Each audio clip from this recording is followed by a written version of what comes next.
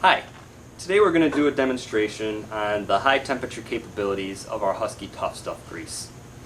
Over here I have a hot pan that is maintaining a temperature between 450 and 500 degrees.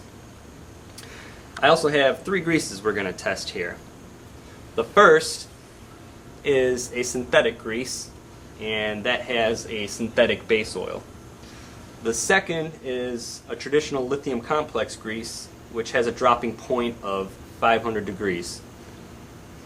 The third is our Huskey Tuff Suff grease with a no-melt synthetic thickener. And you'll see those properties here when I take the Tuff Suff grease and put it in the hot pan. Next, we'll put in the lithium complex grease, which again has a dropping point of 500 degrees. And dropping point is just a fancy way of saying melt point. And the third is our synthetic grease, synthetic base oil. Now, you think synthetic grease, you think high temperature, but as you'll see here, not all synthetic greases are the same. Almost instantaneously, this synthetic grease is starting to melt and puddle up in the pan here. And again, our temperature is right between 450 and 500 degrees.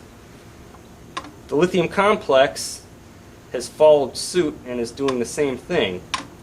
It's melting, it's puddling up in the pan, it's even carbonizing a little bit. Our Huskey Tuff Suff, however, is maintaining its original grease consistency. It is not melting, it is not carbonizing, it's doing what it should be, and that's maintaining, again, its original grease composition. If we let this go on, it's just going to continue to get worse and worse here. These two greases, this synthetic grease with a synthetic base oil, and this traditional lithium complex grease with the dropping point of 500 degrees, are just going to melt and carbonize, and they're not going to do their job.